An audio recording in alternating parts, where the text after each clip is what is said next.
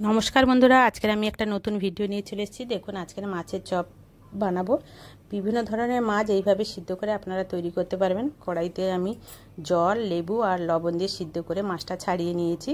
এবার কড়াইতে তেল দিয়ে দিলাম, এলাচ দিয়ে দিয়েছি। এবার কুচানো মশলা দিয়ে দেব, আদা, পেঁয়াজ, রসুন, কাঁচা লঙ্কা আর গুঁড়ো মশলা হিসেবে দেব হলুদ গুঁড়ো, লঙ্কা গুঁড়ো, ধনে গুঁড়ো আর গরম মশলা গুঁড়ো। ভালো করে কষিয়ে নেব। কষানো হয়ে গেলে উপর থেকে আমি দিয়ে দেবো মাছ আর সিদ্ধ করে রাখা আলুটা ভালো করে মাখিয়ে পুরটা তৈরি করে নেব।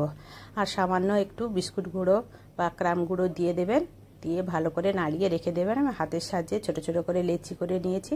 আপনারা যে যেমন খাবেন তেমন আকার তৈরি করে নেবেন।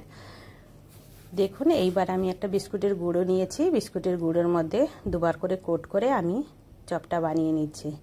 এই পুরটা তৈরি করার জন্য, চপটা তৈরি করার জন্য একটা ব্যাটার বানিয়েছি। ডিম, লঙ্কা গুঁড়ো আর গোলমরিচ গুঁড়ো দিয়ে তৈরি করে নিয়েছি। দেখুন, আমাদের চপ বানানো হয়ে গেছে।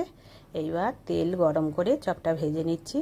একবার করে ভেজে নিয়েছি। আপনারা যদি যখনই খাবেন গরম গরম করে ভেজে খাবেন। আমি একবার করে ভেজে আপনাদের দেখিয়েছি। ভিডিওটা ভালো লাগলে অবশ্যই লাইক কমেন্ট করবেন।